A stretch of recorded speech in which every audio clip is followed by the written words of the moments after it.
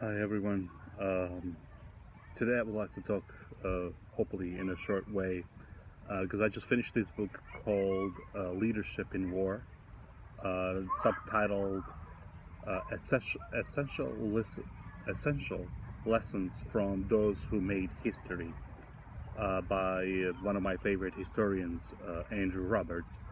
Um, it is an interesting book. It covers Napoleon, covers Churchill, covers Nelson, Horatio Nelson, covers Dwight Eisenhower, Charles de Gaulle, uh, and of course, Hitler, Stalin, FDR, and some other interesting figures. I actually just finished the book. Um, it is an interesting book because and before I just talk about the book, and Margaret Thatcher.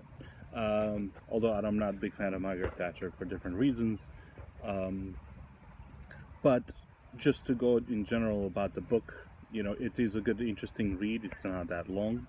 Um, Although I disagree with some of the points that Andrew Andrew Roberts is dis, talking about leadership in war. There are certain qualities that you have to have, and one of those qualities is, of course, being able to strategically plan and execute a battle and adapt and adjust and all that. But at the same time, you should be able to make political connections with your people. And it's that and inspire, soldiers to go and fight whatever the cause that you might be fighting for, which is interesting take on leadership, where luck, you have to be really lucky when you win the battle. Of course, you have to have certain plans, but there was one quote, and I now forgot who said it, but the quote goes, um, plans are nothing, but planning is everything. So, in other words, you set the plans correct, but once you're in a battlefield, you have to change and you have to readjust and you have to see how the battle is going, whether you're winning or you're losing, where you need to move, what your next move is, where you need to withdraw, or where you need to send more people, more soldiers to fight, or whatever that might be the strategy. So the book, I believe, is a good read. It doesn't take that long to go through it. There are some things there that are quite interesting. That And it's interesting that out of all the leaders that were chosen, there was only one woman. I believe in the last 200-300 years, I think there have been some other women who have been, brave, and despite the obstacles that men have put into to the women, like the mention of Margaret Thatcher and all that. The thing is that they also talk about, we could talk about Queen Elizabeth the First, not the Queen the Second, Queen Elizabeth the First, who is just an amazing leader, in terms of, she never wanted to get married and never wanted to, so she can keep up with being the queen, because if she got married, she would have lost her crown. Um, I think I think it is very important to have.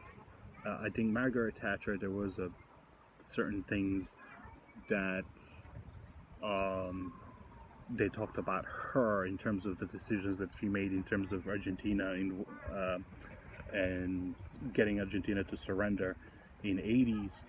But um, what is interesting is that one thing that I'm going to say about leadership is that being able to remain calm and in the most trying and the most difficult or challenging, where lives are at stake, or not just lives, but whole country is at stake.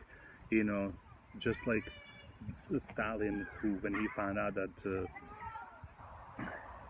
Hitler's coming to invade Russia, and he heard about the plans, he almost had a nervous breakdown, and he locked himself in for days. He didn't come out while the Red Army was fighting on all fronts.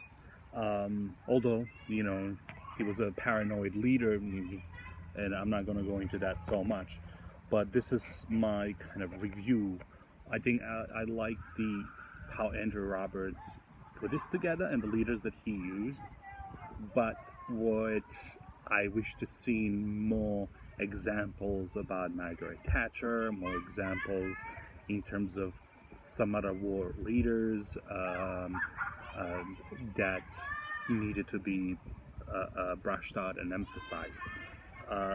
In terms of Napoleon, you know, Napoleon is just another interesting figure in terms of war plans and planning.